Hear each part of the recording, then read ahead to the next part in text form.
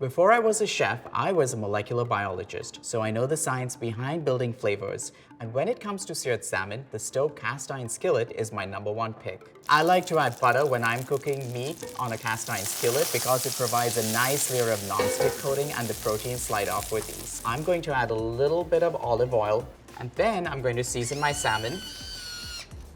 Now I'm going to add the seasoned salmon skin side down directly onto the hot skillet.